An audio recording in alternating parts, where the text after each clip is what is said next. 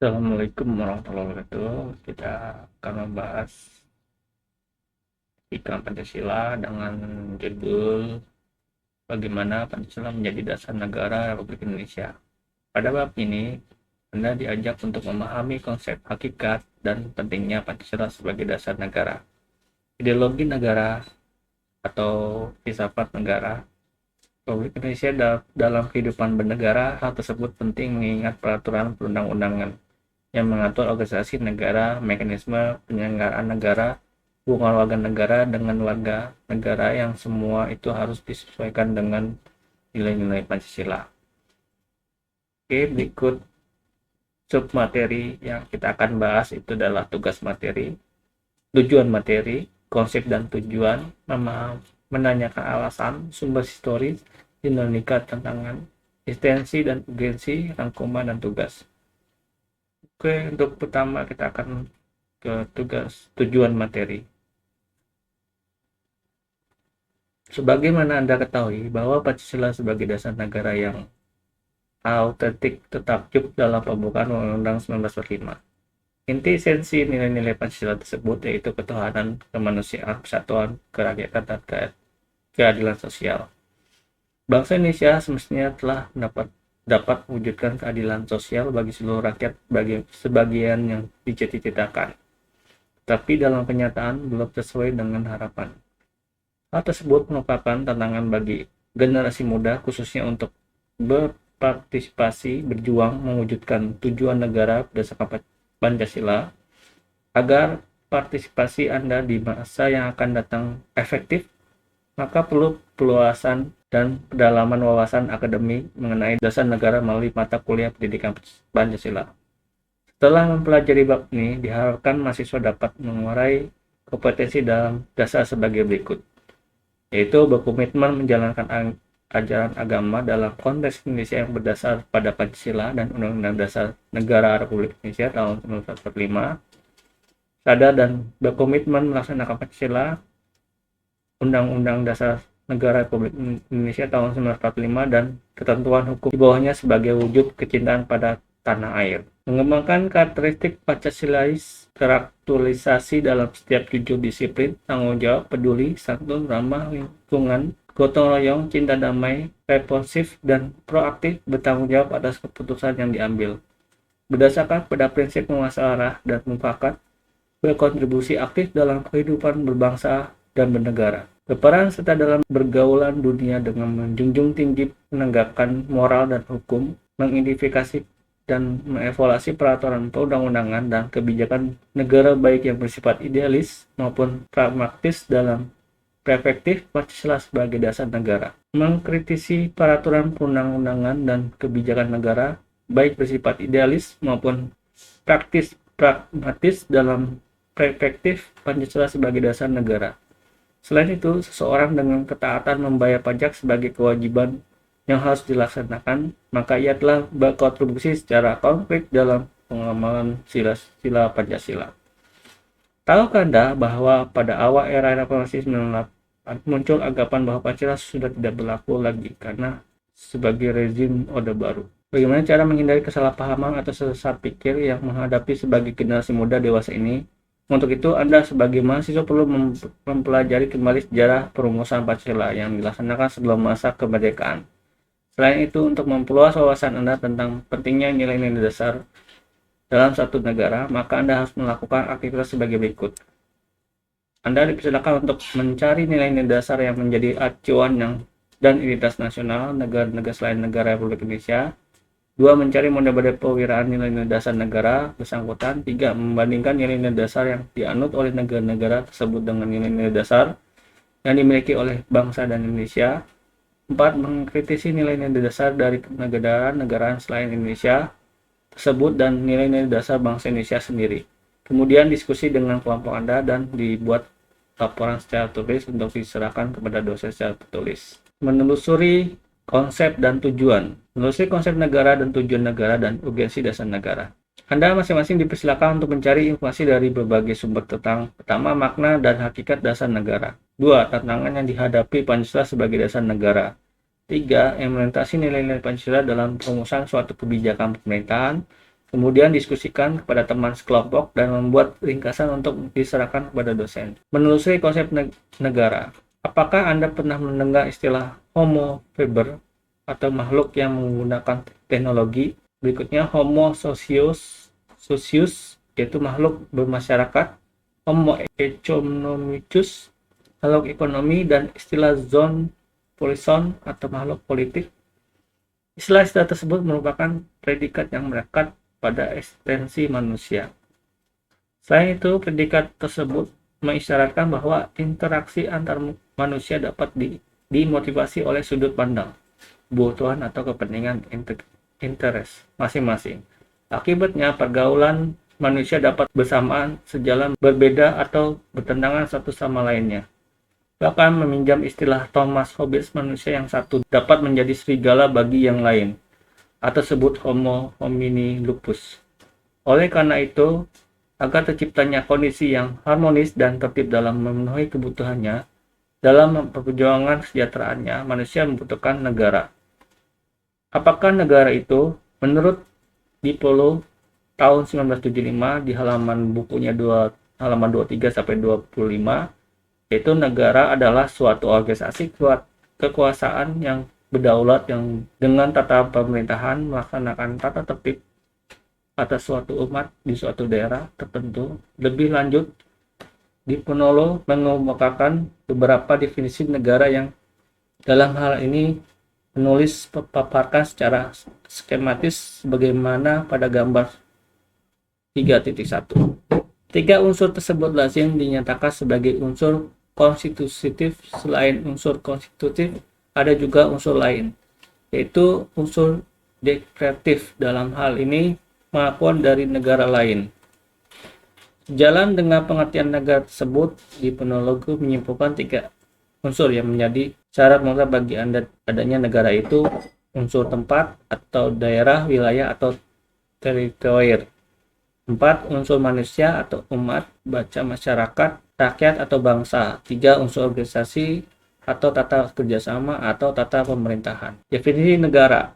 Menurut Aristoteles, negara atau polis ialah persekutuan daripada keluarga dan desa guna memperoleh hidup yang sebaik-baiknya. Menurut John Bodin, negara itu adalah suatu persekutuan daripada keluarga-keluarga dengan segala kepentingan yang dipimpin oleh akal dan dari suatu kekuasaan yang berdaulat.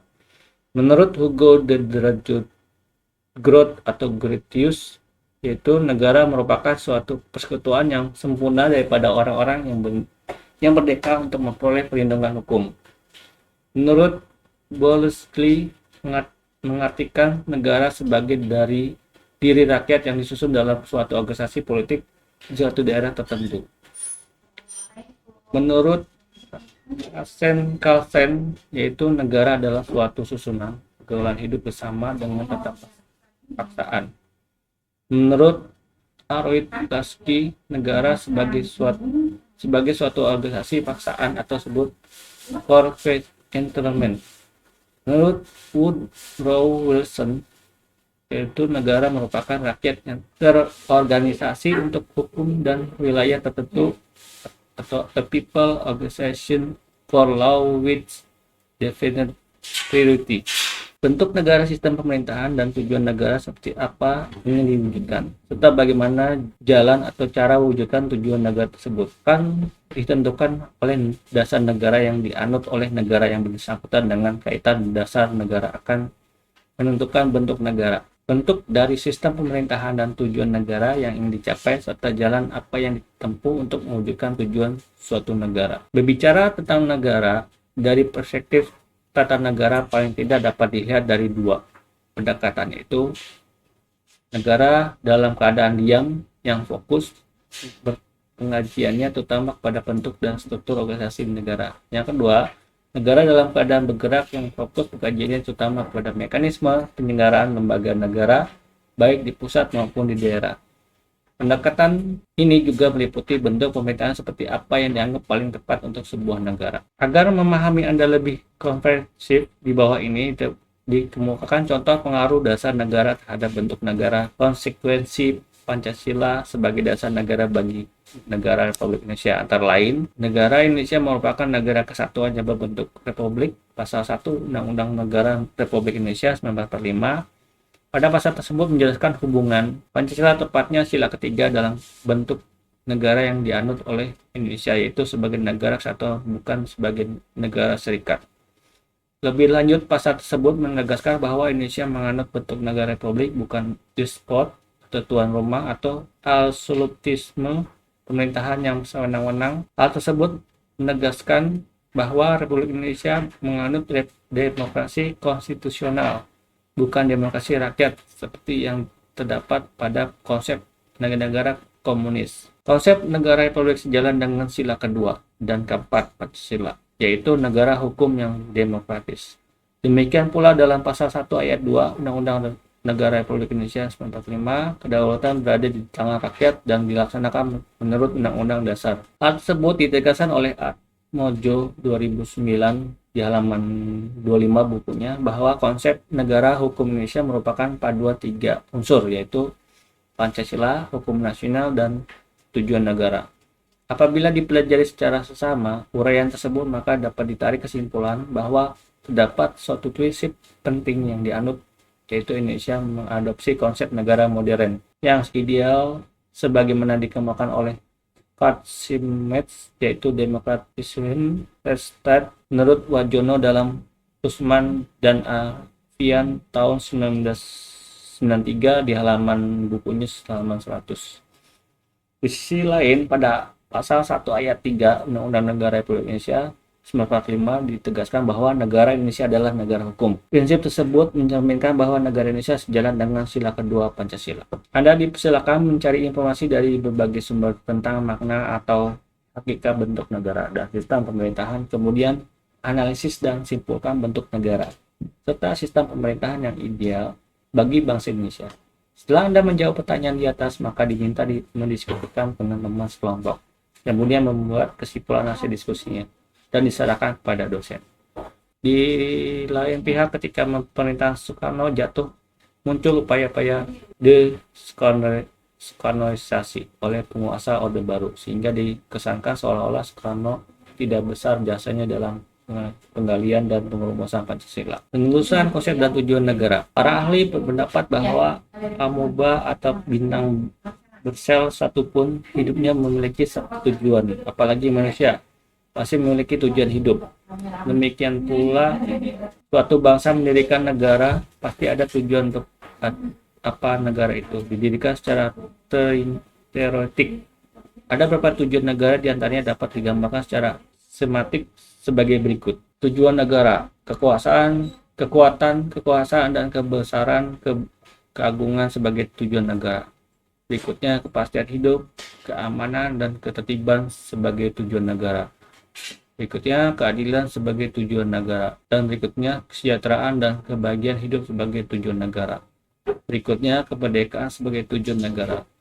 Integrasi 5 teori tujuan negara saling terkaitan dengan untuk menuju tujuan sebagai tujuan negara.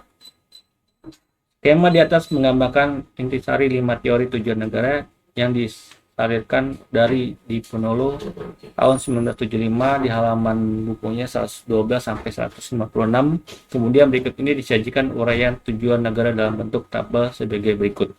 Tabel kekuatan dan kesalahan sebagai tujuan negara. Nomor 1, nama tokohnya Shan yang menurut Jangga filsuf Cina tahun 4 sampai 3 sebelum Masehi.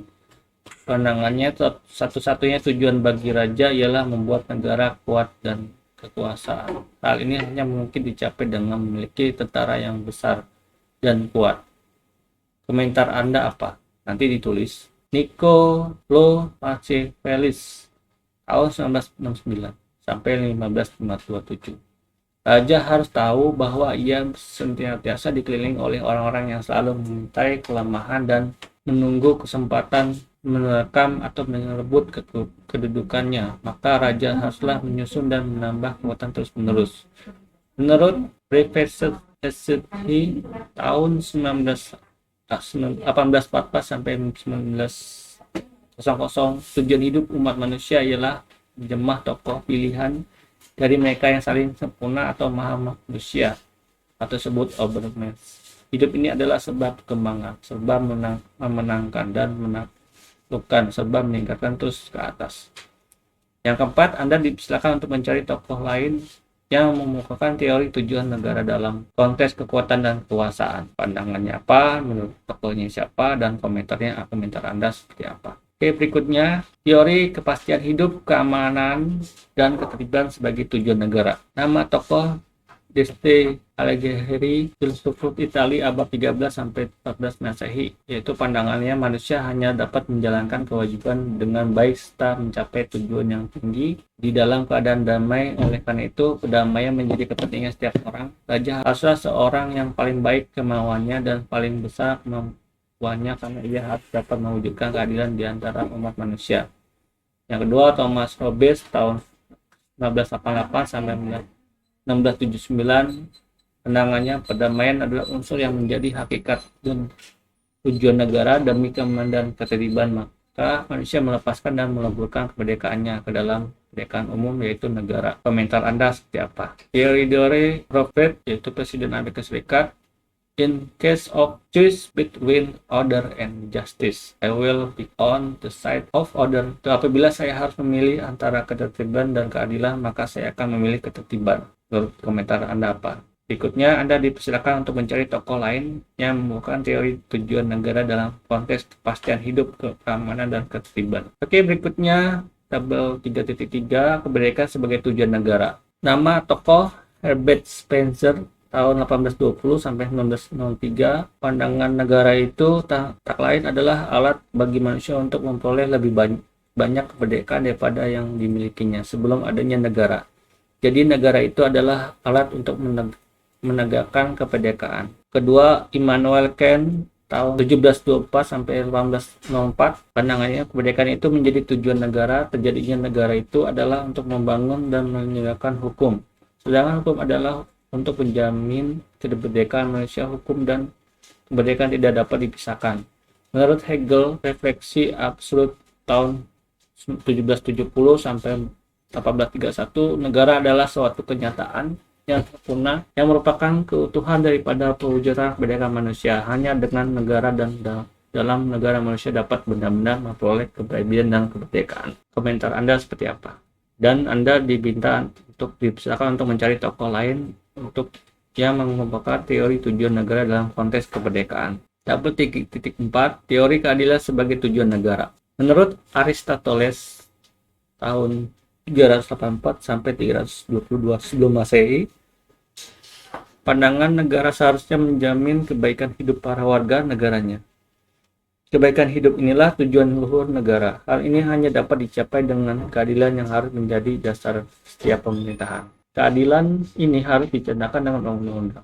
Menurut Thomas Aquinas tahun 1225 sampai 1274, kekuasaan dan hukum negara itu hanya berlaku selama ia mewujudkan keadilan untuk kebaikan bersama umat manusia, seperti yang dikehendaki Tuhan. Ketiga, Immanuel Kant tahun 1724 sampai 1804, terjadinya negara itu dari kenyataan bahwa manusia demi kepentingan sendiri telah membatasi dirinya dalam suatu kontrak sosial yang menumbuhkan hukum. Hukum adalah hasil daripada akal manusia untuk mempertemukan dan menyelesaikan kepentingan bersama. Hukum keadilan semesta alam menghendaki agar manusia berbuat terhadap orang lain seperti yang ia harapkan orang lain berbuat terhadap dirinya. Komentar Anda seperti apa? Dan Anda dipersilakan untuk mencari tokoh lain teori tujuan negara dalam konteks keadilan. Berikutnya, tabel 3.5, teori kesejahteraan dan kebahagiaan sebagai tujuan negara. Nomor 1, nama tokohnya Muhammad Hatta tahun 1902 sampai 1880. Pandangannya adalah bohonglah segala politik jika tidak menuju kepada kemakmuran rakyat. Menurut Immanuel Kant tahun 1724 sampai 1804, pandangannya tujuan politik ialah mengatur agar setiap orang dapat puas dengan keadaan yang ini menyangkut terpenuhnya kebutuhan yang bersifat bendawi dan terwujudnya kebahagiaan yang bersifat keharawanian. Komentar Anda seperti apa? Dan Anda dipersilakan untuk mencari tokoh lain yang mengemukakan teori tujuan negara dalam konteks kesejahteraan. Harian ini bertempat Kesejahteraan dan kebahagiaan harus dicapai dengan politik dan sistem ekonomi melalui pesaing bebas. Aliran ini berpandangan bahwa kesejahteraan dan kebahagiaan manusia hanya dapat diwujudkan melalui politik dan sistem ekonomi terpimpin atau totaliter. Tujuan yang ingin dicapai oleh setiap orang mungkin sama, yaitu kesejahteraan dan kebahagiaan, tapi cara yang ditempuh untuk mencapai tujuan tersebut berbeda-beda, bahkan terkadang saling bertentangan. Jalan yang ditempuh adalah mewujudkan tujuan tersebut kalau disederhanakan dalam golongan ke dalam dua aliran, yaitu yang pertama yaitu aliran liberal individual. Aliran ini berpendapat bahwa kesejahteraan dan kebahagiaan harus dicapai dengan politik dan sistem ekonomi liberal melalui pesaing bebas. Yang kedua, aliran kolektif atau sosialis, ialah kedua aliran ini berpandangan bahwa kesejahteraan dan kebahagiaan manusia hanya dapat diwujudkan melalui politik di sistem ekonomi terpimpin atau otoriter. Pada umumnya, tujuan negara tertuang dalam Undang-Undang Dasar atau Konstitusi negara tersebut. Sebagai pembanding berikut ini adalah tujuan negara Amerika Serikat, Indonesia, dan India. Amerika Serikat menyatakan, in order to form the more perfect union, establish justice, ensure domestic tranquility, provide for the common defense, promote the foreign and secure the balancing of liberty to of service and to our posterity. Indonesia itu cita-cita negara atau alinea kedua, nomor 1 merdeka, kedua bersatu, ketiga berdaulat, 4 adil, dan 5 makmur. Yang keduanya itu tujuan negara alinea keempat itu 1 melindungi segenap bangsa, 2 melindungi segenap tumpah darah, 3 memajukan kesejahteraan umum, 4 mencerdaskan kehidupan bangsa, dan 5 ikut serta melaksanakan ketertiban dunia. Menurut India itu Constitution India into a sovereign democratic state and to secure to all its citizens justice, social, economic, and political, liberty of truth, expression, belief, faith, fight, and worship, equality of status and of equality, and to promote it among them all, fraternity, assuring the dignity of the individual and national. Oleh karena itu, pendekatan dalam mewujud tujuan negara tersebut dapat dilakukan dengan dua pendekatan. Tujuan negara Republik Indonesia apabila disederhanakan dapat dibagi dua, yaitu mewujudkan dalam umum menjamin keamanan seluruh bangsa dan seluruh wilayah negara. Pendekatan kesejahteraan priority approve, dua pendekatan keamanan security. Anda dipersilakan untuk berkontemplasi menemukan apakah tujuan hidup Anda sejalan atau merupakan subordinasi dari tujuan negara atau national interest, sebagaimana terrefleksi dalam dasar negara dan cita-cita nasional. Anda dipersilakan untuk melaporkan secara tertulis hasil perenungan Anda dalam lembar kertas dan diserahkan kepada dosen. Menelusuri konsep dan tugas negara. Secara etnologis, istilah dasar negara makna identik dengan istilah agenom, norma dasar, strategi, cita hukum, strategi, cita negara, philosophy, dasar filsafat negara. Banyak istilah dasar negara dalam kosakata bangsa asing menunjukkan bahwa dasar negara bersifat universal. Dalam arti setiap negara memiliki dasar negara. Dasar negara juga dapat diartikan sebagai sumber dari segala sumber hukum negara. Secara etimologis atau secara istilah, dasar negara dapat diartikan sebagai landasan dalam sumber dalam membentuk dan menyelenggarakan negara. Dengan demikian, kedudukan dasar negara berbeda dengan kedudukan peraturan undang-undangan, karena dasar negara merupakan sumber peraturan undang-undangan. Implikasi dari kedudukan dasar negara ini, maka dasar bersifat permanen, sementara peraturan perundang-undangan bersifat fleksibel, dalam arti dapat diubah sesuai dengan zaman dan tuntutan zaman. Secara teoretik, istilah dasar negara mengacu pada Hans Kelsen disebut basic norm atau disebut Grundnorm. Menurut Kelsen tahun 1970 di halaman bukunya 8, norma dasar ini merupakan norma tertinggi yang mendasari kesatuan sistem norma dalam masyarakat yang teratur, termasuk dalam negara yang bersifat tidak berubah. Menurut Atimi dalam Osman dan Afian tahun 1993 halaman 74 bukunya. Hans Heskey menjelaskan bahwa dalam suatu negara yang merupakan kesatuan hukum terdapat suatu akidah tertinggi yang kedudukannya lebih tinggi daripada undang-undang dasar. Kaidah tertinggi dalam tatanan kesatuan hukum dan negara disebut Stand Fundamental Norm, yang untuk di Indonesia berupa Pancasila. Menurut Rianto dalam pimpinan MPR dan tim kerja sosial MPR periode 2009 sampai 2014 tahun 2013 di halaman bukunya 93 sampai 94. Dalam pandangan yang lain, pengembangan teori dasar negara dapat diambil dari pidato M.S. Supomo dalam penjelasan kata cita negara, merupakan terjemah dari Stede yang terdapat dalam kekuasaan Jerman dan Belanda. Kata asing ini menjadi terkenal setelah beliau mencapai pidatonya dalam rapat pleno Badan Pelidik Usaha Penyiapan Kemerdekaan pada 1 Mei 1945. Sebagai catatan, Supomo menerjemahkan Stede dengan dasar pengertian negara atau aliran pikiran negara. Memang dalam bahasa asing sendiri kata itu tidak mudah memperoleh uraian pengertian. Menurut Jopoin tahun 1849 sampai 1924.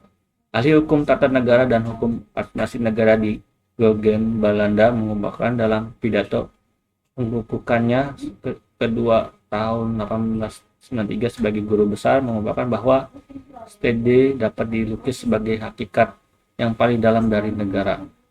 Tersebut the state the persuasion sebagai kekuatan yang membentuk negara-negara tersebut the Steden Verbode Card. Menurut arti ini dalam Suprapto, Bahar, dan Arianto tahun 95 di halaman bukunya 121. Dalam karya yang berjudul Naomi Telau Plato Yusuf tahun 2009 berpendapat bahwa suatu negara sebaiknya berdasarkan atau hukum dasar hal senada dengan Plato. Aristoteles memberikan pandangan bahwa suatu negara yang baik adalah negara yang diperintahkan oleh konstitusi dan kedaulatan hukum. Cita hukum ini akan mengarahkan hukum pada cita-cita bersama dari masyarakat. Cita-cita ini mencerminkan kesamaan kepentingan di antara sesama warga masyarakat. Menurut Yusuf 2009. Dengan demikian, dasar negara merupakan suatu norma dasar dalam hukum sekaligus sebagai cita hukum setuju baik tertulis maupun tidak tertulis dalam suatu negara. Prinsip bahwa norma hukum itu bertingkat dengan berjenjang termanifikasi dalam Undang-Undang Nomor 12 Tahun 2011 tentang pembentukan peraturan perundang-undangan yang tercermin pada pasal 7 yang menyebutkan jenis dan hierarki peraturan perundang-undangan. Terdapat ilustrasi yang dapat mendeskripsikan tata urutan perundang-undangan di Indonesia sebagaimana dijelaskan pada gambar 3.3. Undang-Undang Dasar Republik Indonesia tahun 1945, ya, sistem hukum, cita hukum, sistem norma. Di sini ada peraturan pelaksanaan dengan posisi P yang beda, ya, peraturan pelaksana dan peraturan otonomi dan lain-lain. Undang-undang tetap MPR hukum dasar tidak tertulis bertentang tubuh Undang-Undang 45, pembukaan Undang-Undang 45 Pancasila. Menurut Tomestro Hirotung Promulgates, ini menurut istilahnya, ya. Yang B-nya ketetapan menjadi musyawarah rakyat, ke Undang-Undang Peraturan Perintah Penggantian Undang-Undang, Peraturan Pemerintahan, Peraturan Presiden, Peraturan Daerah Provinsi, dan Peraturan Daerah Kabupaten. Cita-cita hukum ini akan mengarah hukum pada cita-cita bersama dari masyarakat. Cita-cita ini mencerminkan kesamaan kepentingan di antara sesama warga masyarakat. Menurut Yusuf 2009. Menanyakan alasan diperlunya kajian Pancasila sebagai dasar negara. Setiap orang pasti bertanya-tanya, termasuk Anda, benarkah Pancasila itu diperlukan sebagai dasar negara? Apakah buktinya jika Pancasila itu perlu dijadikan dasar negara Indonesia? Untuk menjawab pertanyaan tersebut, kita akan mulai dari analogi terlebih dahulu. Apakah Anda mempunyai kendaraan? Apakah harus Anda lakukan jika tidak ada jalanan yang dapat dilalui? Ya, Pancasila seperti jalan aspal yang memberikan arah kemana kendaraan itu dan dibawa tanpa ada kerusakan. Berbeda dengan jalan yang tidak diaspal. Meskipun kendaraan dapat berjalan, tetapi dalam waktu yang singkat kendaraan akan cepat rusak. Dengan Pancasila, perpecahan bangsa Indonesia akan mudah dihindari karena pandangan Pancasila bertumpu pada pola hidup yang berdasarkan sistem keselarasan dan keserasian, sehingga perbedaan apapun yang Anda dapat dibina menjadi satu pola kehidupan yang dinamis, penuh dengan keanekaragaman, berada dalam satuan keagamaan yang kokoh. Menurut Mujahid tahun 92 di halaman bukunya 16. Oleh karena itu, Pancasila merupakan pandangan hidup dan kepribadian bangsa yang nilai-nilai bersifat rasional yang mendasari kebudayaan bangsa. Maka nilai-nilai tersebut merupakan pewujudan dari aspirasi cita-cita hidup bangsa menurut Mulazin tahun 92 di halaman bukunya 16. Dengan peraturan yang berlandaskan nilai-nilai Pancasila, maka perasaan adil dan tidak adil dapat diminimalkan. Hal tersebut dikarenakan Pancasila sebagai dasar negara menaungi dan memberikan gambaran yang jelas tentang peraturan tersebut berlaku untuk semua tanpa ada perlakuan diskriminatif bagi siapapun. Oleh karena itu, Pancasila memberikan arah tentang arus hukum, menciptakan keadaan negara yang lebih baik dengan berlandaskan pada nilai ketuhanan, kemanusiaan, persatuan, peradilan, dan keadilan. Dengan demikian diharapkan warga negara dapat memahami dan melaksanakan Pancasila dalam kehidupan sehari-hari, dimulai dari kegiatan kita sederhana yang menggambarkan hadiran nilai-nilai Pancasila tersebut dan masyarakat. Misalnya saja masyarakat selalu bahu-membahu dalam ikut beroperasi membersihkan lingkungan, saling menolong, dan menjaga satu sama lain. Hal tersebut mengindikasikan bahwa nilai-nilai Pancasila telah terintegrasi dalam kehidupan masyarakat. Lalu bagaimana dengan pemerintah? Sebagaimana penyelenggaraan negara, mereka seharusnya lebih mengerti dan memahami dalam pengaktualisasian nilai-nilai Pancasila dalam kehidupan kenegaraan. Mereka harus menjadi panutan bagi warga negara yang lain, agar masyarakat luas meyakini bahwa Pancasila itu hadir dalam setiap hembusan nafas bangsa ini. Demikian pula halnya dengan petugas pajak yang bertanggung jawab mengemban amanat untuk menghimpun dana bagi berlangsungan pembangunan. Mereka harus mampu menjadi panutan bagi warga negara lain, terutama dalam hal kejujuran sebagai pengejawantahan nilai-nilai Pancasila dari nilai ketuhanan, kemanusiaan, persatuan, musyawarah, dan keadilan.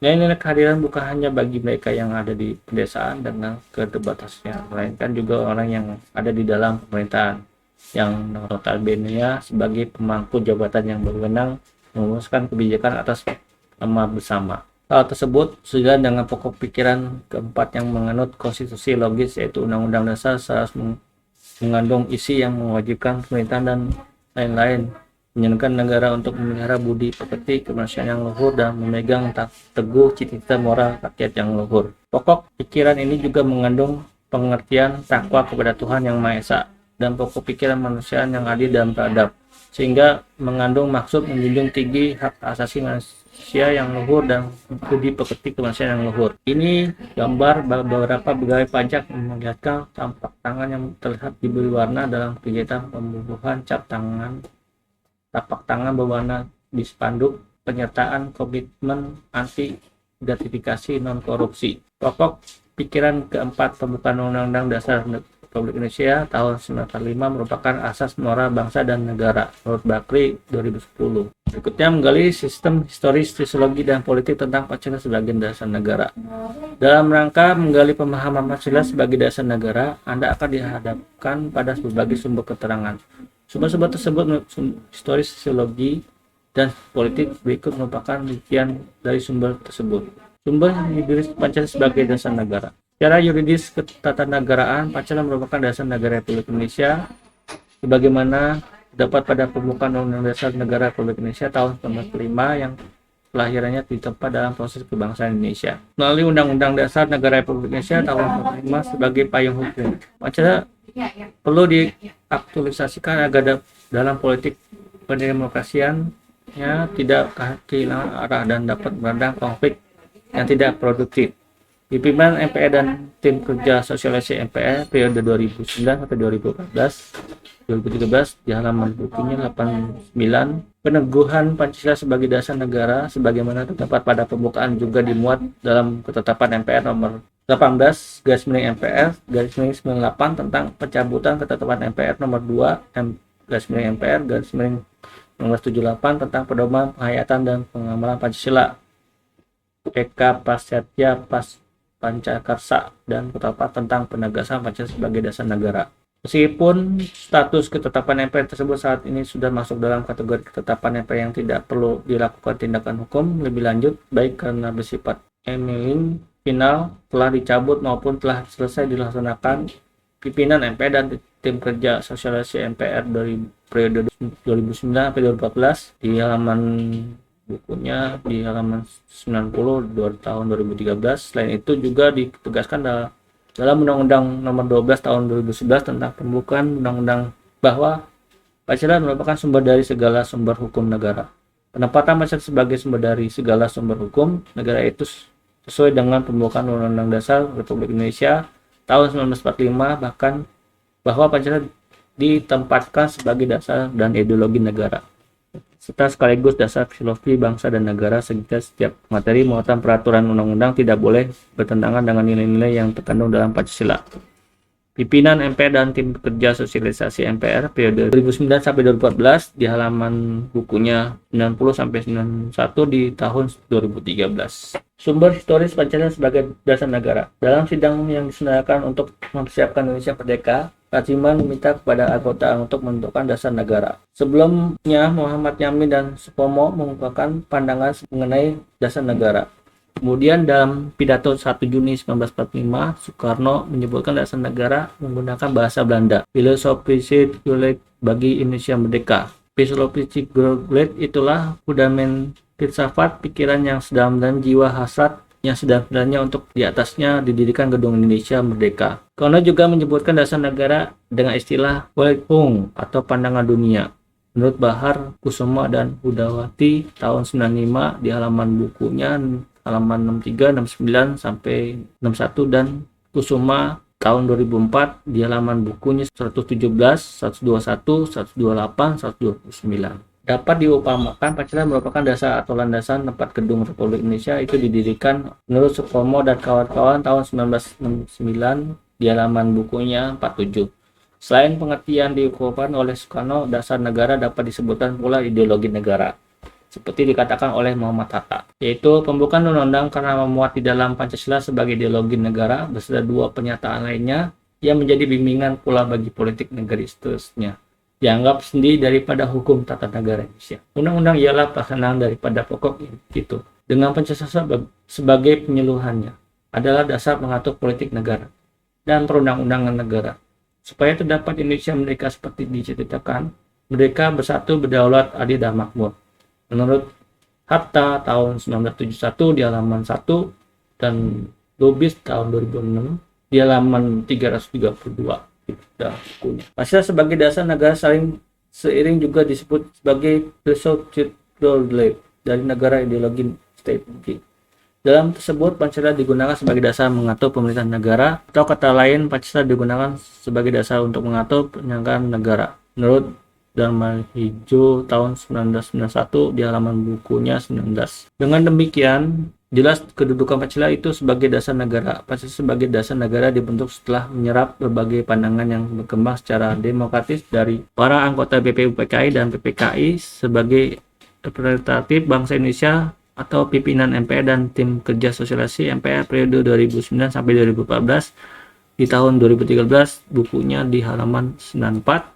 Pancasila dijadikan sebagai dasar negara itu sewaktu ditetapkan pembukaan Undang-Undang Dasar Negara Kesatuan Republik Indonesia tahun 1945 pada tahun 8 Agustus 1945. Pada mulanya pembukaan direncanakan pada tanggal 22 Juni 1945 yang dikenal dengan Jakarta Theater atau Piagam Jakarta.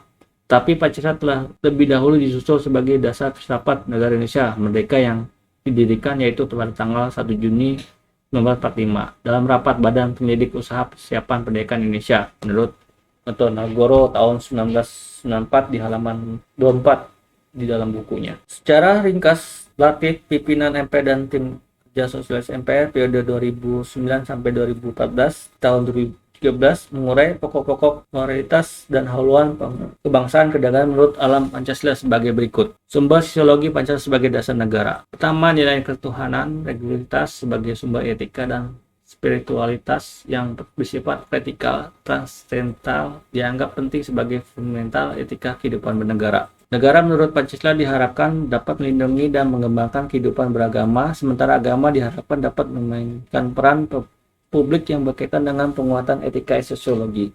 Sebagai negara yang dihuni oleh penduduk dengan multi agama dan multi keyakinan, negara Indonesia diharapkan dapat mengambil jarak yang sama melindungi terhadap semua agama dan keyakinan serta dapat mengembangkan politiknya yang dipadu oleh nilai-nilai agama. Kedua, nilai-nilai kemanusiaan universal yang bersumber dari hukum Tuhan, hukum alam, dan sifat-sifat sosial atau bersifat horizontal dianggap penting sebagai fundamental ketika politik kehidupan bernegara dalam pergaulan dunia. Prinsip kebangsaan yang luas mengarah pada persaudaraan dunia yang dikembangkan melalui jalan eksternalisasi dan internalisasi. Tiga, nilai-nilai etis kemanusiaan harus mengakar kekuatan dalam lingkungan pergaulan kebangsaan yang lebih dekat sebelum jangka pergaulan dunia yang lebih jauh. Keempat, nilai ketuhanan, nilai kemanusiaan, dan nilai-nilai serta cita-cita kebangsaan itu dalam aktualisasi harus menjunjung tinggi kedaulatan rakyat yang dipimpin oleh hikmat kebijaksanaan. Dalam prinsip kemusyawaratan mufakat, keputusan tidak didikte oleh kegolongan mayoritas atau kekuatan mayoritas elit politik, dan penguasa tetap dipimpin oleh hikmat atau kebijaksanaan yang memuliakan daya-daya rasional, reliabilitas, dan kreativitas kearifan setiap warga tanpa pandang bulu. Kelima, nilai ketuhanan, nilai kemanusiaan, nilai dan cita kebangsaan serta demokrasi pemasaran itu memperoleh arti sejauh dan mewujudkan keadilan sosial. Dalam visi keadilan sosial menurut Pancasila, yang ditindaki adalah keseimbangan antara peran manusia sebagai makhluk individu dan peran manusia sebagai makhluk sosial. Juga antara pemenuhan hak sipil politik dengan hak ekonomi sosial budaya. Pandangan tersebut berlandaskan pada pemikiran Berens de Haan menurut Suparno, Bahar, dan Arianto tahun 95 di halaman bukunya 124 yang menyatakan bahwa keadilan sosial setidaknya memberikan pengaruh pada usaha menemukan cita negara bagi bangsa yang akan membentuk negara dan struktur sosial Indonesia asli. Namun struktur sosial modern mengikuti pengembangan dan tuntutan zaman sehingga dapat dimengerti apabila para penyusun Undang-Undang Dasar 45 berpendapat bahwa cita negara Indonesia the state haruslah berasal diambil dari kitab payuban masyarakat Indonesia sendiri. Yang pertama, berdasarkan menjelaskan tersebut, Anda diminta untuk mencari bukti-bukti sosiologi bahwa Pancasila sebagai dasar negara merupakan sila-sila nilai-nilai yang hidup dan berkembang dalam masyarakat Indonesia. Yang kedua, Anda dipersilakan untuk mendiskusikan dengan teman sekelompok apakah nilai-nilai Pancasila dalam kehidupan masyarakat tersebut mengalami kemunduran atau tidak.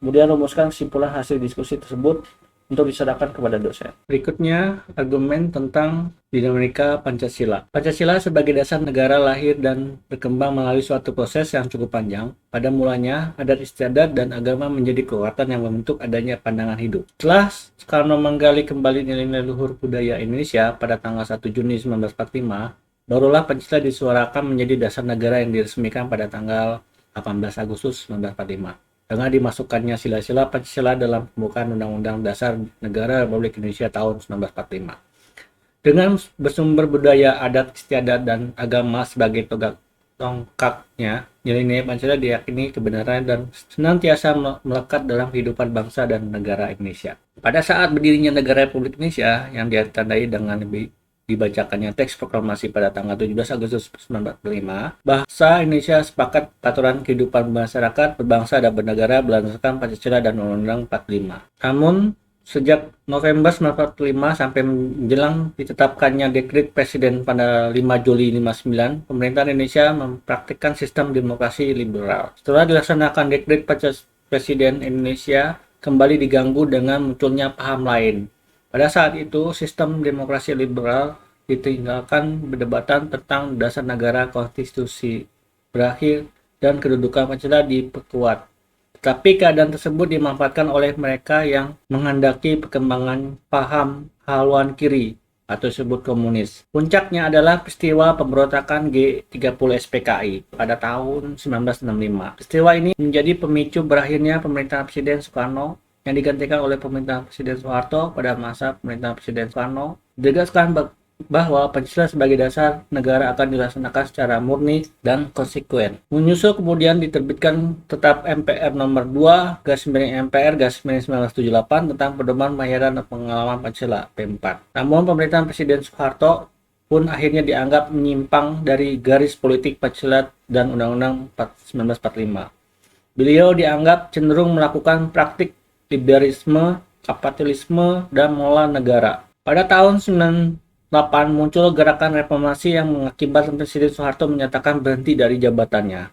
Namun sampai saat ini nampak reformasi belum membawa angin segar bagi dihayati dan diamalkan Pancasila secara konsekuen oleh seluruh elemen bangsa.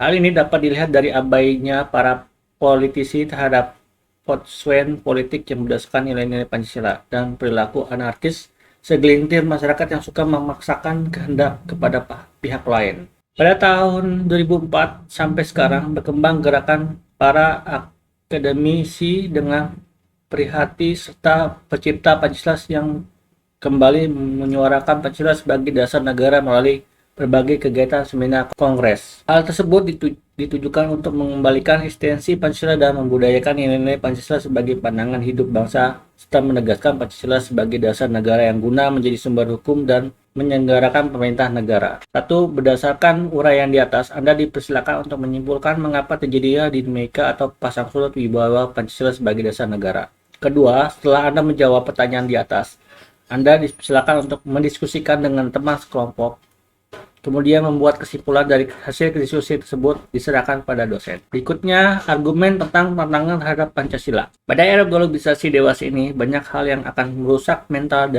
dan nilai moral Pancasila yang menjadi kebangsaan bangsa dan negara Indonesia. Dengan demikian, Indonesia perlu waspada dan berupaya agar ketahanan mental ideologi bangsa Indonesia tidak terus tergerus. Pancasila harus senantiasa menjadi benteng moral dalam menjawab tantangan-tantangan terhadap unsur-unsur kehidupan bernegara, yaitu sosial politik, ekonomi, budaya, dan agama. Tantangan yang muncul antara lain berasal dari derasnya arus paham-paham yang bersandar pada orientasi materi seperti liberalisme, kapitalisme, komunisme, sekularisme, pragmatisme, dan hedonisme yang menggerus keberbedaan bangsa yang berkarakter nilai-nilai Pancasila.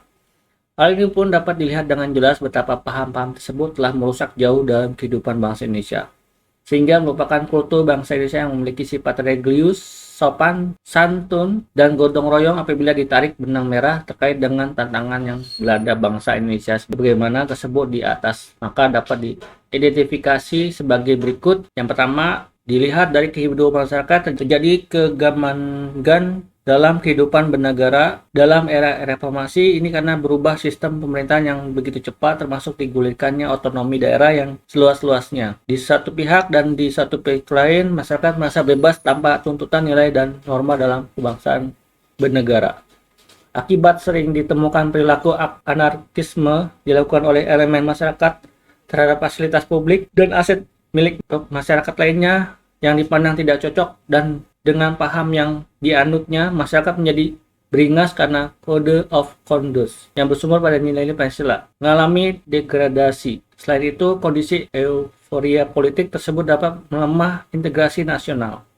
Dua, dalam bidang pemerintahan banyak muncul di ranah politik, aparatur pemerintahan baik sipil maupun militer yang kurang mencerminkan jiwa kenegarawanan. Terdapat fenomena perilaku aparatur yang aji mumpung atau mementingkan kepentingan kelompoknya saja. Hal tersebut perlu segera dicegah dengan cara meningkatkan aktivitas penegakan hukum dan melakukan upaya secara masif serta sistematis dalam membudayakan nilai-nilai Pancasila sebagai aparatur negara. Tantangan terhadap Pancasila sebagaimana yang diuraikan di atas hanya merupakan sebagian kecil saja, karena tantangan terhadap Pancasila seperti fenomena gunung es yang tidak terlihat lebih banyak dibandingkan yang muncul di permukaan. Hal ini menggambarkan bahwa upaya menjawab tantangan tersebut tidak mudah.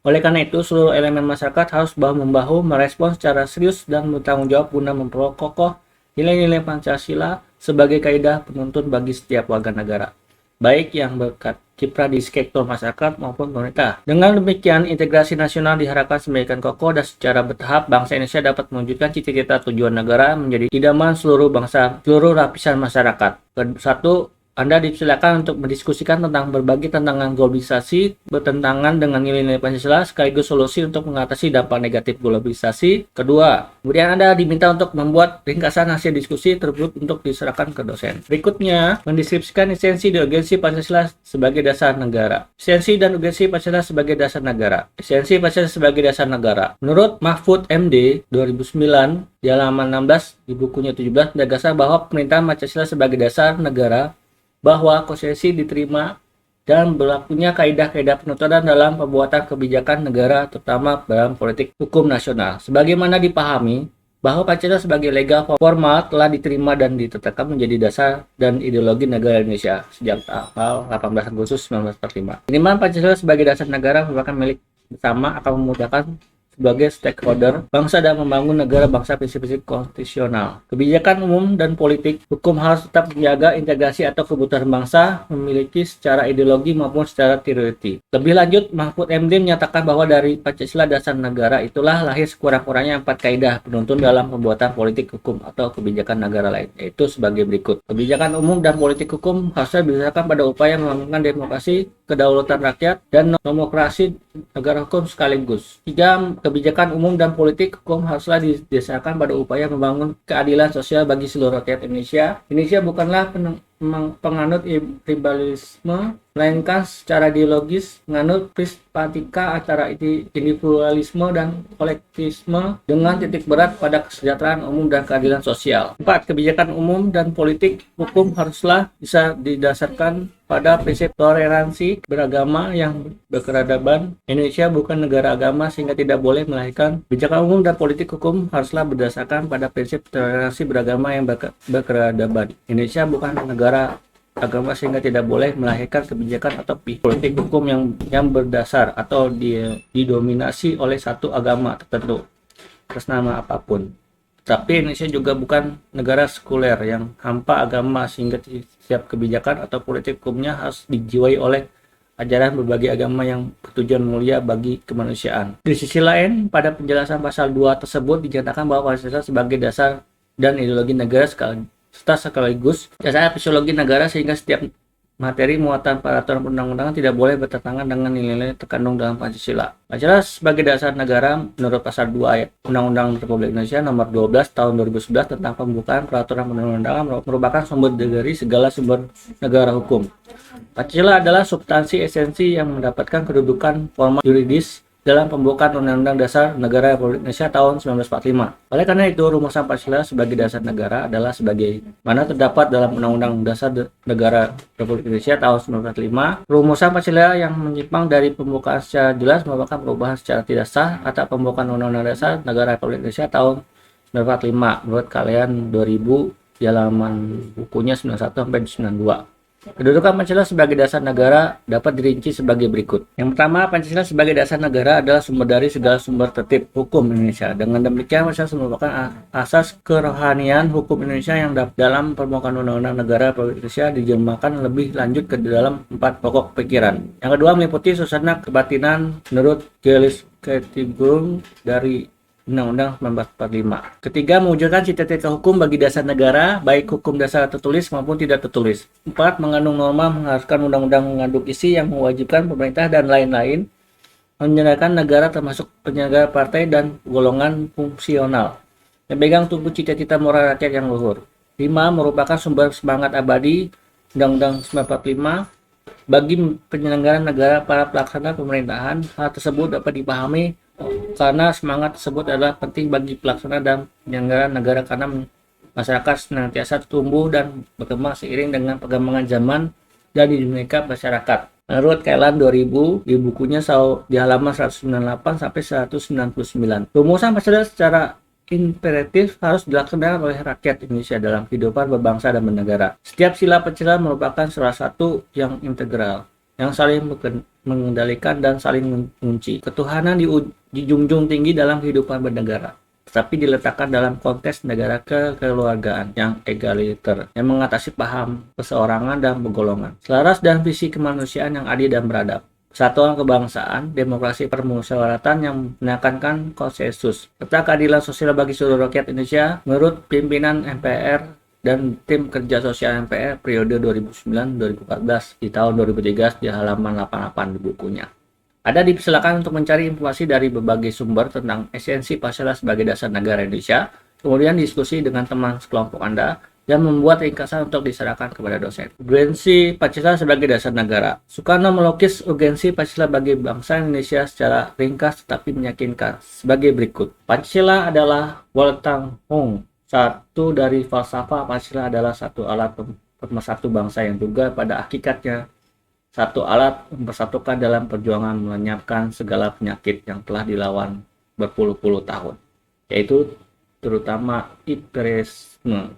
Perjuangan satu bangsa, perjuangan melawan imperialisme, perjuangan mencapai kemerdekaan, perjuangan suatu bangsa yang membawa corak sendiri-sendiri. Tidak ada dua bangsa yang berjuangnya sama. Tiap-tiap bangsa mempunyai cara perjuangan sendiri, mempunyai karakter sendiri. Oleh karena itu, pada hakikatnya bangsa sebagai individu mempunyai kepribadian sendiri.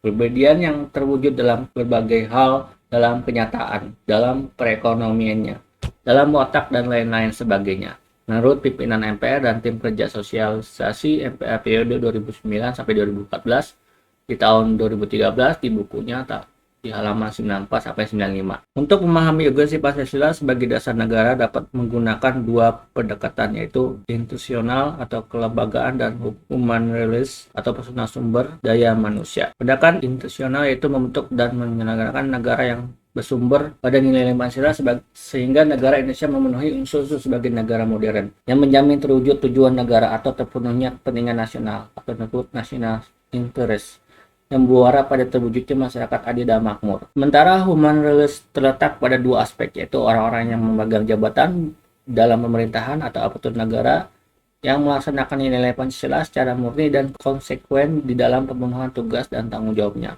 Sehingga formulasi kebijakan negara akan menghasilkan kebijakan yang menjawatakan kepentingan rakyat. Demikian pula hal pada tahap implementasi yang harus selalu memperhatikan prinsip-prinsip good government, antara lain transparan, akuntabel, dan fairness, sehingga akan terhindar dari KKN, korupsi, kolusi, dan nepotisme. Dan warga negara yang berkiprah dalam bidang bisnis harus menjadi Pancasila sebagai sumber nilai-nilai etika bisnis, dan menghindari warga negara melakukan free fight liberalism, tidak terjadi monopoli dan monosoni, serta warga negara yang bergerak dalam bidang organisasi kemasyarakatan dan bidang politik, infrastruktur politik. Dalam kehidupan masyarakat, baik dalam bidang sosial maupun bidang politik, seyogyanya nilai-nilai Pancasila selalu dijadikan kaidah penuntun. Dengan demikian, Pancasila akan menjadi fatsoen atau etika politik yang mengarah kehidupan bermasyarakat, berbangsa, dan bernegara. Dalam suasana kehidupan yang harmonis, kedudukan Pancasila sebagai sumber hukum dan selayaknya menjadi ruh dari sebagai peraturan yang ada di Indonesia. Kedudukan Pancasila sebagai sumber hukum sudah selayaknya menjadi ruh dari sebagai peraturan yang ada di Indonesia. Pembukaan Undang-Undang Dasar Negara Republik Indonesia tahun 1945 yang ditegaskan dalam alinea keempat terhadap kata berdasarkan, yang berarti Pancasila merupakan dasar negara kesatuan Republik Indonesia. Pancasila sebagai dasar negara, Pancasila harus menjadi landasan dan pedoman dalam membentuk dan menyelenggarakan negara, termasuk menjadi sumber dan pedoman dalam pembentukan peraturan perundang-undangan. Hal ini berarti perilaku para penyelenggara negara, pelaksanaan penyelenggaraan pemerintahan negara harus sesuai dengan perundang-undangan yang mencerminkan nilai-nilai Pancasila. Apabila nilai-nilai Pancasila diamalkan secara konsisten baik oleh penyelenggara negara maupun seluruh warga negara, maka akan terwujud tata kelola pemerintahan yang baik. Pada gilirannya, cita-cita dan tujuan negara dapat diwujudkan secara bertahap dan berkesinambungan. Yang pertama, Anda dipersilakan untuk mendiskusikan dengan teman sekelompok tentang kondisi negara dewasa ini dilihat dari penyelenggara negara apakah sudah sesuai dengan Pancasila atau belum. Yang kedua, Anda diminta untuk merumuskan kesimpulan hasil diskusi tersebut dan menyerahkan kepada dosen. Hubungan Pancasila dengan proklamasi kemerdekaan RI. Pada hakikatnya, proklamasi 17 Agustus 1945 bukanlah merupakan tujuan semata-mata, melainkan merupakan suatu sarana isi dan arti yang pada pokoknya memuat dua hal sebagai berikut. Yang pertama, pernyataan kemerdekaan bangsa Indonesia baik pada diri sendiri maupun terhadap dunia luar. Kedua, tindakan yang segera harus diselenggarakan berhubungan dengan pernyataan kemerdekaan itu. Menurut Kailan tahun 93 di halaman bukunya 62.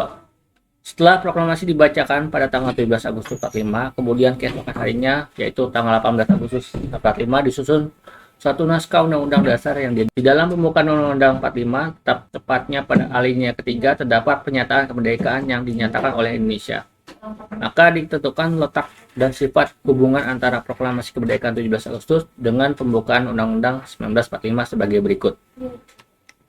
Disebutkan kembali pernyataan kemerdekaan dalam pembagian ketiga. Pembukaan menunjukkan bahwa antara proklamasi dengan pembukaan merupakan suatu rangkaian tidak dapat dipisah-pisahkan. Kedua, ditetapkannya pembukaan pada 14 Agustus 45 bersama-sama ditetapkan Undang-Undang Presiden dan Wakil Presiden merupakan relasi bagi kedua proklamasi.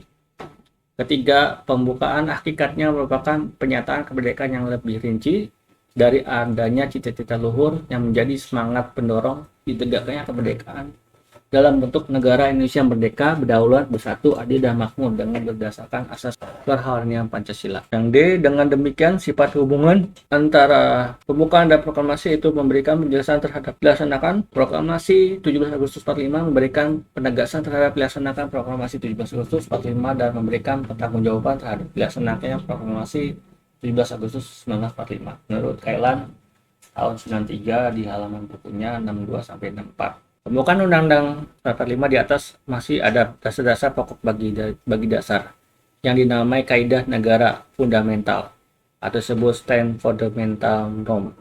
Lebih lanjut, Notonegoro menjelaskan bahwa secara ilmiah kaidah negara fundamental mengandung beberapa unsur mutlak yang dapat dilihat dari dua segi. Ada dipersiapkan untuk diskusi tentang hubungan antara Pancasila dan proklamasi, kemudian membuat rumusan untuk diserahkan kepada dosen.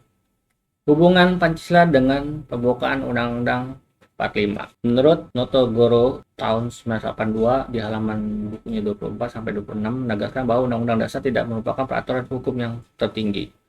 Pandangan Notonegoro tentang unsur mutlak tersebut secara semantik dapat digambarkan sebagai berikut. Berdasarkan paradigma berpikir tersebut, maka pembukaan Undang-Undang 45 memenuhi syarat unsur mutlak state fundamental norm.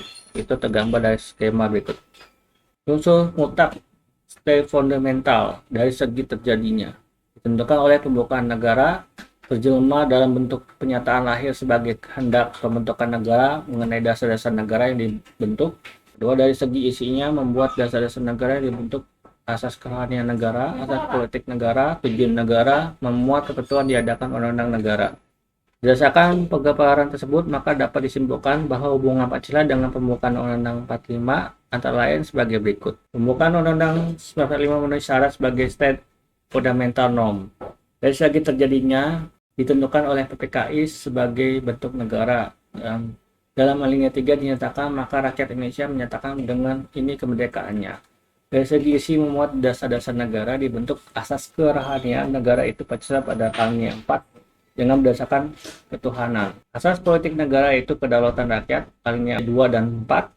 Tujuan negara pada alinea 4, ketentuan diadakannya undang-undang alinea 4 dalam suatu undang-undang negara Indonesia. Pandangan Notonegoro tentang unsur mutlak secara sistematik dalam digambarkan sebagai berikut. Pembukaan Undang-Undang 95 memenuhi syarat unsur mutlak sebagai fundamental norm. Oleh karena itu, kedudukan pembukaan merupakan peraturan hukum yang tertinggi di atas Undang-Undang Dasar. Implikasinya, semua peraturan undang-undang dimulai dari pasal-pasal dalam Undang-Undang 95 sampai dengan peraturan daerah harus sesuai dengan pembukaan Undang-Undang 45. Dua, Pancasila merupakan asas kerohanian dari pembukaan Undang-Undang 45 sebagai fundamental norm. Secara ilmiah, akademis, pembukaan Undang-Undang 45 sebagai fundamental norm mempunyai hakikat kedudukan yang tetap, kuat, dan tak berubah bagi negara yang dibentuk. Dengan kata lain, jalan hukum tidak lagi dapat diubah menurut Notonegoro. Dalam kaitan itu, disilakan disimak ketentuan dalam pasal 37 ayat 1 sampai ayat 5 Undang-Undang 45 pasca amandemen keempat. Dalam pasal 37 tersebut hanya memuat ketentuan perubahan pasal-pasal dalam Undang-Undang 45. Tidak memuat ketentuan untuk mengubah pembukaan Undang-Undang 45. Hal ini dapat dipahami karena wakil-wakil bangsa Indonesia yang tergabung dalam Majelis Pemusyawaratan Rakyat memahami kaidah ilmiah terkait kedudukan pembukaan Undang-Undang 45 yang bersifat permanen sehingga mereka mengartikulasikan kehendak rakyat tidak berkehendak mengubah pembukaan Undang-Undang 45. Anda dipersilakan untuk mencari informasi dari berbagai sumber tentang hubungan Pancasila dengan Undang-Undang Dasar Negara Republik Indonesia 45, kemudian diskusikan dengan teman selongok dan membuat kesimpulan untuk diserahkan kepada dosen. Penjabaran Pancasila dalam Undang-Undang RI 1945. Benarkah pasal-pasal yang terdapat dalam Undang-Undang Dasar Negara Republik Indonesia itu berhubungan dengan Pancasila? Mari kita cermati bahasan berikut. Anda dapat membaca kembali contoh hubungan dasar negara dengan bentuk negara pada uraian tersebut terdahulu. Anda tentu mengetahui bahwa setelah amandemen atau perubahan keempat dalam 2002, Undang-Undang Dasar Negara Republik Indonesia tahun 1945 terdiri dari atas pembukaan dan pasal-pasal. Lihat pasal 2 aturan tambahan Undang-Undang 45. Hal ini berarti bahwa penjelasan Undang-Undang 45 sudah tidak lagi menjadi bagian dari ketentuan dalam Undang-Undang 45. Meskipun penjelasan Undang-Undang 45 sudah bukan merupakan hukum positif, tetapi menjelaskan bersifat normatif sedang dimuat dalam pasal-pasal Undang-Undang 45. Selain itu, dalam keterangan tertentu dalam penjelasan Undang-Undang 45 dapat menjadi inspirasi dalam kehidupan bernegara bagi bangsa warga negara. Terkait dengan penjabaran masalah dalam pasal Undang-Undang 45, silakan Anda simak bunyi penjelasan Undang-Undang 45 sebagai berikut. Pokok-pokok pikiran tersebut meliputi suasana kebatinan Undang-Undang Dasar Indonesia. Pokok pikiran ini mewujudkan cita-cita hukum PSTD yang memulai hukum dasar negara, baik hukum yang tertulis Undang-Undang Dasar maupun hukum yang tidak tertulis. Undang-Undang Dasar menciptakan pokok-pokok pikiran ini dalam pasal-pasalnya. Pola pemikiran dalam pokok-pokok pikiran penjelasan Undang-Undang 45 tersebut merupakan penjelmaan dari pembukaan Undang-Undang 45. Pasal Pancasila merupakan asas keharmonian dari pembukaan 45 sebagai stand fundamental norm. Apabila disederhanakan, maka pola pemikiran tersebut dapat diuraikan sebagai berikut. Pertama, pasal merupakan asas keharmonian dalam pembukaan Undang-Undang 45 sebagai stand fundamental. Kedua, pembukaan Undang-Undang 45 dikristalisasikan dalam wujud pokok-pokok pikiran terkandung dalam pembukaan Undang-Undang Dasar 45.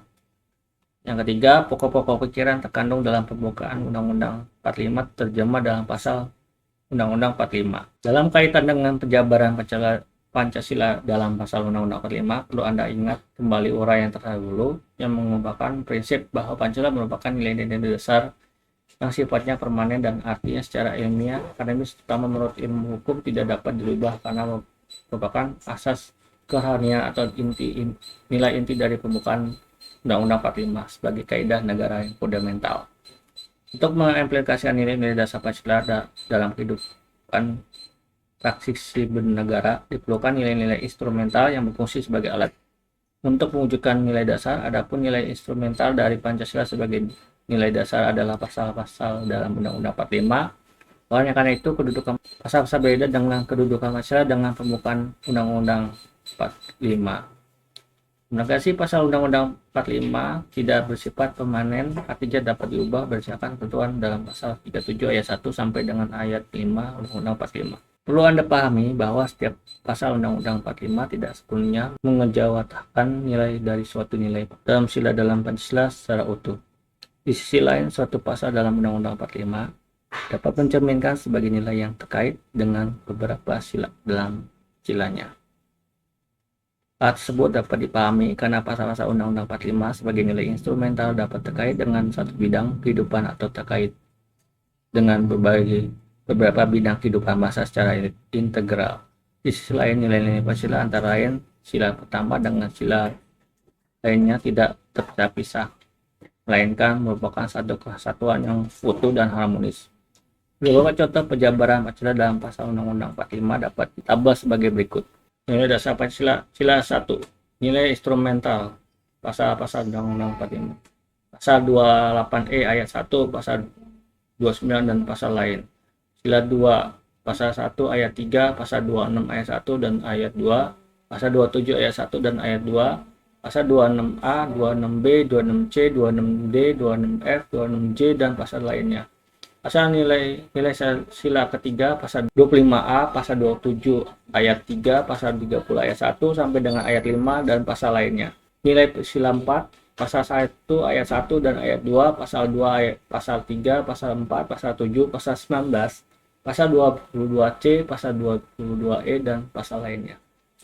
Nilai sila 5, pasal 253, pasal 25H, pasal 231, pasal 32, pasal 33, pasal 34 dan pasal lainnya. Implementasi Pancasila dalam rumusan kebijakan. Berdasarkan uraian tersebut, diketahui bahwa konsep implementasi Pancasila dapat perumusan kebijakan pada berbagai bidang kehidupan negara.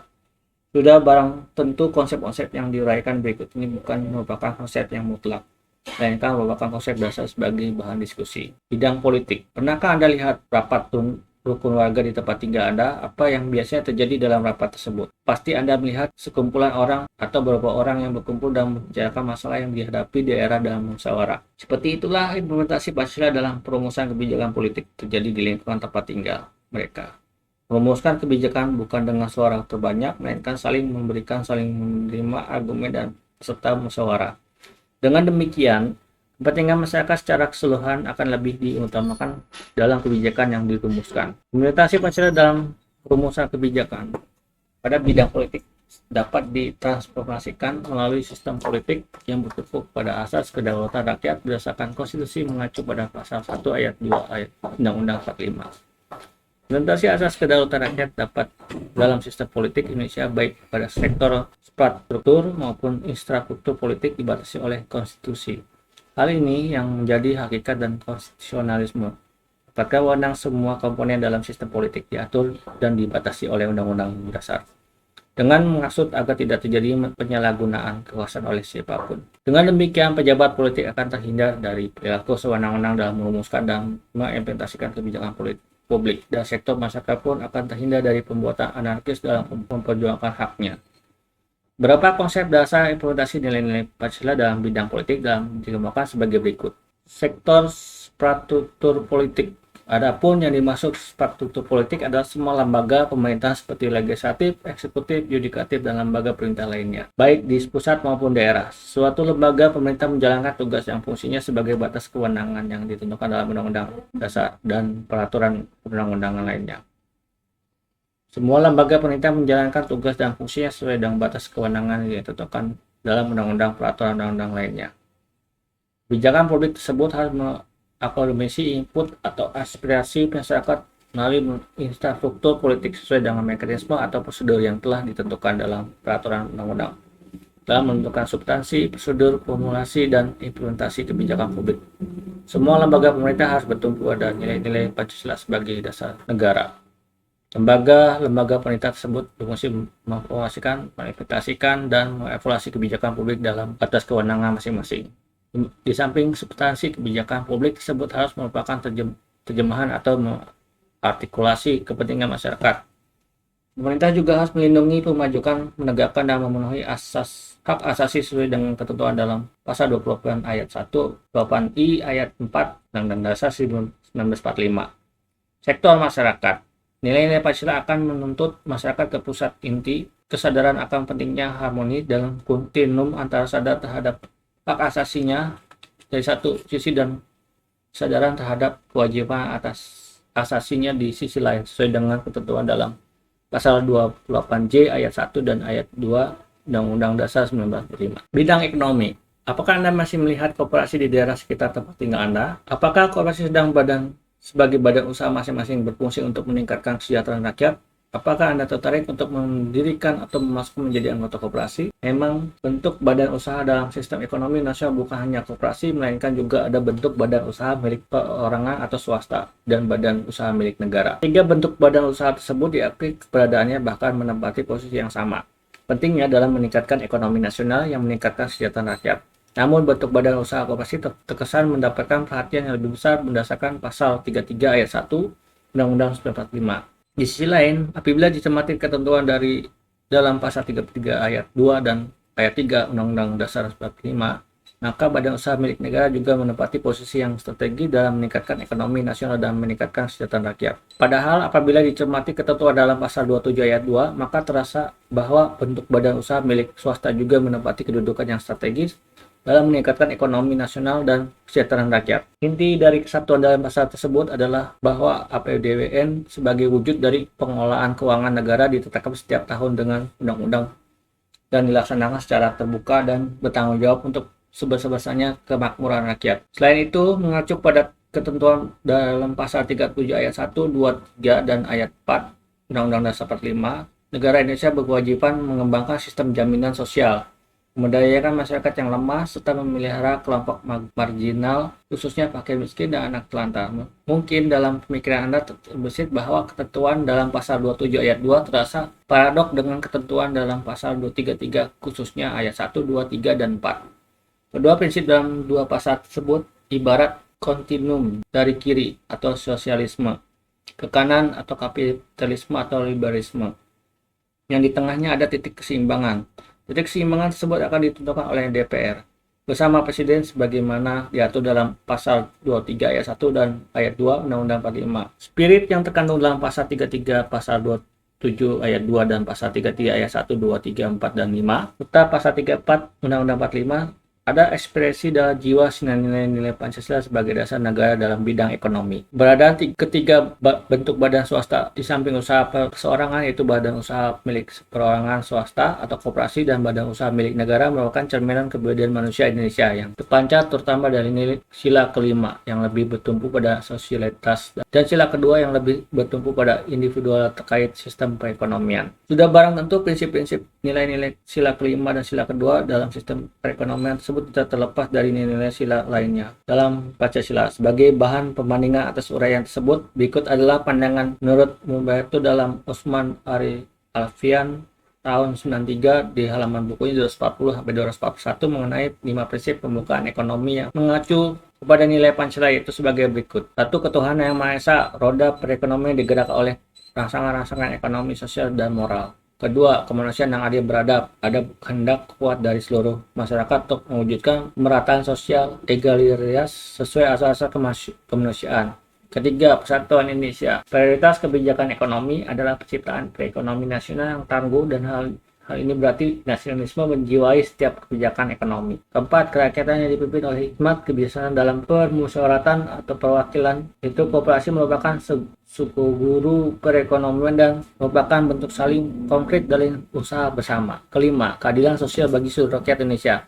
Adanya keseimbangan yang jelas dan tegas antara perencanaan tingkat nasional dan desentralisasi dalam pelaksanaan kebijakan ekonomi untuk mencapai keadilan ekonomi dan keadilan sosial. Nilai Pancasila sebagai dasar negara di bidang ekonomi mengindikasikan terwujudnya keadilan sosial bagi seluruh rakyat Indonesia. Oleh karena itu, kebijakan ekonomi harus bertumpu pada asas-asas keselarasan, keselasian, dan keseimbangan. Peran perseorangan, perusahaan swasta, badan usaha milik negara dalam implementasi kebijakan ekonomi. Selain itu, negara juga harus mengembangkan sistem jaminan sosial bagi seluruh rakyat Indonesia dan memberdayakan masyarakat yang lemah, termasuk fakir miskin dan anak telantar, sesuai dengan martabat kemanusiaan sebagaimana diamanatkan pada pasal 34 ayat 1 sampai dengan ayat 4 Undang-Undang Dasar 45. Kebijakan ekonomi nasional tersebut tidak akan terwujud jika tidak ada dukungan dari dana pembangunan yang besar. Dana pembangunan diperoleh dari kontribusi masyarakat melalui pembayaran pajak. Pajak merupakan bentuk distribusi kekayaan dari yang kaya kepada yang miskin, sehingga pada hakikatnya pajak itu dari rakyat untuk rakyat. Yang pertama, Anda dipersilakan untuk mendiskusikan tentang implementasi nilai-nilai Pancasila dalam kebijakan ekonomi nasional. Kedua, Anda harus mendiskusikan dengan teman kelompok mengenai alternatif terbaik sebagai upaya yang dapat ditempuh untuk meningkatkan kehidupan ekonomi. Ketiga, Anda diminta untuk membuat kesimpulan alternatif terbaik dan cara memperjuangkan alternatif tersebut agar dapat diadopsi pemerintah dan didukung masyarakat, kemudian menyerahkan hasil ringkasan kepada dosen. Bidang sosial budaya. Apakah Anda pernah mencoba menyapu halaman rumah dengan menggunakan sapu lidi? Bagaimana kalau lidi itu banyak, kemudian diikat dalam satu ikatan? Bagaimana hasilnya? Apakah cepat yang satu lidi atau sikat lidi? Pertanyaannya di atas merupakan dasar bijak masyarakat yang dibangun dengan nilai persatuan dan kesatuan. Bahkan kemerdekaan Indonesia pun terwujud karena adanya persatuan dan kesatuan. Sejatinya masyarakat Indonesia memiliki karakter hidup bergotong royong sebagai disampaikan oleh Bung Karno dalam pidatonya tanggal 7 Juni 1945. Namun akhir-akhir ini semangat gotong royongan di kalangan masyarakat menunjukkan gejala semakin luntur. Rasa persatuan dan kesatuan bangsa tergerus oleh tantangan arus globalisasi yang bermuatan nilai individualistik dan materialistik. Apabila hal ini tidak segera dicegah, bukan tidak mungkin jati diri bangsa akan semakin terancam. Mengingat karakter masyarakat Indonesia yang Bhinneka Tunggal Ika sebagaimana disebutkan pada pasal 36A Undang-Undang 1945, hal tersebut mensyaratkan kepada segenap komponen bangsa agar berpikir konstruktif, yaitu memandang kebinekaan masyarakat sebagai kekuatan bukan sebagai kelemahan. Apalagi dianggap sebagai faktor disintegratif tanpa menghilangkan kewaspadaan upaya pecah belah dari pihak asing. Strategi yang harus dilaksanakan pemerintah dalam memperkokoh kesatuan melalui pembangunan sosial budaya ditentukan dalam pasal 31 ayat 5 dan pasal 32 ayat 1 dan ayat 2 Undang-Undang Dasar 45. Berdasarkan ketentuan dari pasal 31 ayat 5, disebutkan bahwa pemerintah memajukan ilmu pengetahuan dan teknologi dan menjunjung tinggi nilai-nilai agama dan persatuan bangsa untuk memajukan peradaban serta kesejahteraan umat manusia. Di sisi lain, menurut pasal 32 ayat 1 Undang-Undang 45 dinyatakan bahwa negara memajukan kebudayaan nasional Indonesia di tengah peradaban dunia dengan menjamin kebebasan masyarakat dalam memelihara dan mengembangkan nilai-nilai kebudayaan. Sejalan dengan hal itu, menurut Pasal 32 Ayat 3 Undang-Undang 45 ditentukan bahwa negara menghormati dan memelihara bangsa daerah sebagai kekayaan budaya nasional. Nilai dan instrumen Pancasila dalam memperkokoh keutuhan atau integrasi nasional sebagai tersebut di atas sejalan dengan pandangan ahli sosiologi dan antropologi, yakni Selo Sudirman dalam Usman dan Alfian tahun 93 di bukunya halaman 172, bahwa kebudayaan suatu masyarakat dapat berkembang. Mungkin perkembangan berjalan lambat seperti terjadi dalam masyarakat pedesaan yang kurang sarana untuk berkomunikasi dan berinteraksi dengan masyarakat lain. Mungkin juga perkembangan tersebut berjalan cepat, bahkan sering terlalu cepat seperti yang terjadi pada masyarakat kota. Perkembangan budaya itu terdorong oleh aspirasi masyarakat dan bantuan teknologi. Untuk sebagian saja berkembang kebudayaan itu dipengaruhi oleh negara. Dapat dikatakan bahwa terdapat hubungan saling mempengaruhi antara masyarakat dengan kebudayaan pada suatu pihak dan negara dan sistem kenegaraannya pada pihak lain. Apabila kebudayaan masyarakat dan sistem kenegaraan diwarnai oleh jiwa yang sama, maka masyarakat dan negara itu dapat hidup berjaya dan bahagia. Akan tetapi apabila antara kedua unsur itu ada perbedaan, bahkan mungkin bertentangan, kedua-duanya akan selalu menderita frustasi dan rasa tegang. Dengan demikian, semua kebijakan sosial budaya harus dikembangkan dalam kehidupan masyarakat berbangsa dan bernegara. Indonesia harus menekankan rasa kebersamaan dan semangat gotong royong. Karena gotong royong merupakan kebudayaan bangsa Indonesia yang konstruktif, sehingga budaya tersebut harus dikembangkan dalam konteks. Anda dipersilakan untuk mencari bentuk-bentuk gotong royong yang ada di daerah Anda, kemudian menjalankan fungsi dari gotong royong tersebut dalam pengembangan sosial budaya masyarakat setempat. Yang kedua, Anda diminta mendiskusikan dengan teman sekelompok apakah nilai gotong royong tersebut masih dapat dipertahankan dan bagaimana cara mengasosiasinya. Anda diminta merumuskan kesimpulan hasil diskusi tersebut dan menyerahkan kepada dosen. Bidang Hankam, pertahanan dan keamanan. Anda sudah akrab dengan istilah bela negara, istilah pertahanan dan istilah keamanan negara. Ketiga istilah tersebut terkait dengan pembahasan mengenai implementasi Pancasila dalam bidang pertahanan keamanan negara. Anda juga sudah paham berbicara tentang hal tersebut. Sudah barang tentu harus terkait dengan ketentuan dalam Pasal 27 Ayat 3 dan Pasal 30 Ayat 1, 2, 3, dan 4. Pasal 30 Ayat 1, 2, 3, 4, dan 5 Undang-Undang Dasar 45. Berdasarkan ketentuan dalam Pasal 27 Ayat 3 Undang-Undang 45, setiap warga negara berhak dan wajib ikut serta dalam upaya pembelaan negara. Bagi Anda sebagai warga negara yang baik, bela negara bukan hanya dilihat sebagai kewajiban, melainkan juga merupakan kehormatan dari negara. Bela negara dapat didefinisikan sebagai segala sikap dan perilaku warga negara yang dijiwai kecintaannya kepada tanah air dan bangsa, dan dalam menjaga kelangsungan hidup bangsa dan negara berdasarkan Pancasila guna mewujudkan tujuan nasional. Semua profesi merupakan medan juang bagi warga negara dan bela negara sepanjang dijiwai semangat pengabdian dengan dasar kecintaan kepada tanah air dan bangsa. Wujud keikutsertaan warga negara dalam bela negara dalam keadaan damai banyak bentuknya. Aplikasi jiwa pengabdian sosial profesi pun termasuk bela negara. Hal ini berarti pahlawan tidak hanya dapat dilahirkan melalui perjuangan fisik dalam perangan membela kehormatan bangsa dan negara, tapi juga pahlawan dapat melahirkan segala kegiatan profesional warga negara. Misalnya dalam bidang pendidikan, dapat dilahirkan pahlawan pendidikan. Dalam bidang olahraga dikenal istilah pahlawan olahraga. Demikian pula dalam bidang ekonomi, teknologi, kedokteran, pertanian, dan lain-lain. Dapat dilahirkan pahlawan nasional. Demikian pula halnya dengan pembayaran pajak. Mereka juga pahlawan karena mereka rela menyerahkan sebagian dari penghasilan dan kekayaan untuk membangun negara biaya pembangunan, seperti pembangunan jalan atau jembatan, pembiayaan gaji TNI atau Polri, serta penyediaan program pembangunan yang pro masyarakat miskin berupa subsidi dan sebagainya. Bela negara dalam konteks khusus perjuangan fisik terkait dengan istilah pertahanan dan keamanan. Upaya pembangunan pertahanan adalah daya upaya bangsa dalam membangun dan menggunakan kekuatan nasional untuk mengatasi ancaman dan luar negeri dan ancaman lainnya yang dapat mengganggu integrasi nasional. Adapun yang dimaksud dengan pembangunan bidang keamanan adalah daya upaya bangsa dalam membangun dan menggunakan kekuatan nasional untuk mengatasi ancaman dari dalam negeri serta terhadap ancaman dengan ketertiban masyarakat serta penegakan hukum.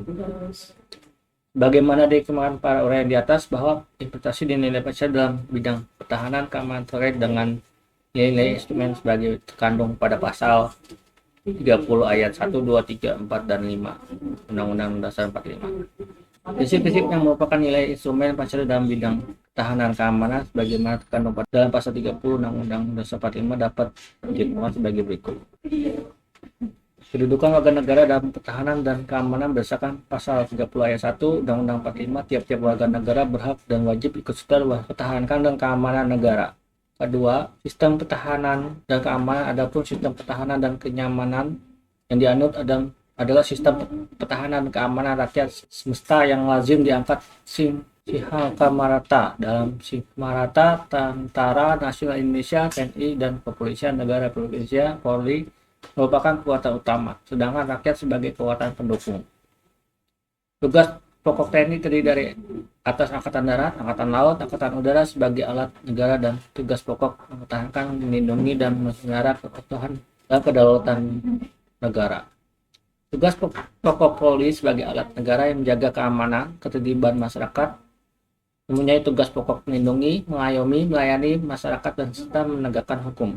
Berdasarkan uraian yang di atas, jelas bahwa kelangsungan hidup bangsa dan negara bukan hanya bertanggung jawab TNI atau Polri, melainkan juga merupakan tanggung jawab seluruh warga negara. Tidak terkecuali Anda. Bukankah Anda sepakat asas politik negara Indonesia adalah kedaulatan rakyat yang dapat dimaknai bahwa negara Indonesia memiliki seluruh warga negara, termasuk Anda. Ibaratnya, negara Indonesia adalah rumah Anda. Siapakah yang bertanggung jawab menjaga keselamatan rumah dengan segala isinya? Sudah barang tentu Anda sepakat bahwa yang bertanggung jawab adalah seluruh pemilik rumah tersebut.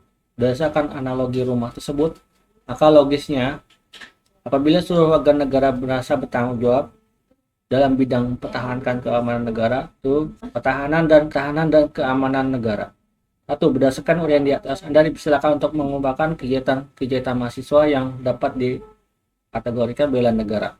2. Kemudian Anda dipersilakan untuk mendiskusikan kelompok teman sekelompok mengenai tingkat kesadaran bela negara di kalangan mahasiswa dan merumuskan kesimpulan hasil diskusi tersebut untuk diserahkan ke dosen. Berikutnya, rangkuman tentang makna pentingnya Pancasila sebagai dasar negara. Pancasila sebagai dasar negara berarti setiap sendi-sendi ketatanegaraan pada negara Republik Indonesia harus berlandasan dan atau harus sesuai dengan nilai Pancasila. Hal tersebut bermakna antara lain bahwa Pancasila harus senantiasa menjadi ruh atau spirit yang menjiwai kegiatan membentuk negara, seperti kegiatan mengademen undang-undang dasar dan menjiwai segala urusan penyelenggaraan negara. Urgensi Pancasila sebagai dasar negara itu, satu, agar para pejabat publik dalam menyelenggarakan negara tidak kehilangan arah, dan dua, agar partisipasi aktif seluruh warga negara dalam proses pembangunan dalam berbagai bidang kehidupan bangsa jiwa oleh nilai-nilai Pancasila. Dengan demikian, pada dirinya nanti cita-cita dan tujuan negara dapat diwujudkan sehingga secara bertahap dapat diwujudkan masyarakat yang makmur dan keadilan dan masyarakat yang adil dan makmur. Berikutnya, tugas belajar lanjutan proyek belajar Pancasila sebagai dasar negara. Agar pemahaman Anda bertambah mengenai Pancasila sebagai dasar negara, Anda diminta membuat suatu proyek lapangan yang dimaksud agar memiliki kemampuan mengkritisi peraturan undang-undang dan kebijakan negara, baik bersifat idealis maupun praktis dalam perspektif sebagai dasar negara. Anda diharapkan untuk mengikuti langkah-langkah berikut. 1. Bentuklah kelompok dari kelas Anda. Setiap kelompok berjumlah 8 orang. Dalam kelompok tersebut dibagi lagi menjadi 4 kelompok kecil. Setelah kelompok mempunyai tugas sebagai berikut. Kelompok pertama menyusun latar belakang. Yang B, kelompok 2 mendeklarasikan berbagai alternatif peraturan undang-undang kebijakan publik. Yang kelompok 3 memilih alternatif peraturan undang-undang dan kebijakan publik yang paling cocok untuk menyelesaikan masalah di suatu daerah. Kelompok keempat menyusun rencana aksi dari alternatif yang sudah dipilih bersama. Yang kedua, melakukan penelitian Masing-masing kelompok meneliti tentang masalah inkonsistensi Pancasila dalam kebijakan pemerintah atau peraturan undang-undang. Anda melakukan penelitian di pemerintah daerah setempat atau lembaga-lembaga lain yang punya kewenangan dalam perumusan dan menetapkan peraturan atau kebijakan publik. Kemudian Anda diminta menganalisis apakah nilai-nilai Pancasila itu telah menjiwai peraturan undang-undang kebijakan pemerintah tersebut. 3. Melakukan penelitian. Setelah Anda melakukan penelitian, selanjutnya Anda mempresentasikan hasil penelitian kelompok masing-masing di depan kelas. Oke, cukup sekian. Terima kasih. Saya akhiri. Mohon maaf kalau ada salah kata. Assalamualaikum warahmatullahi wabarakatuh.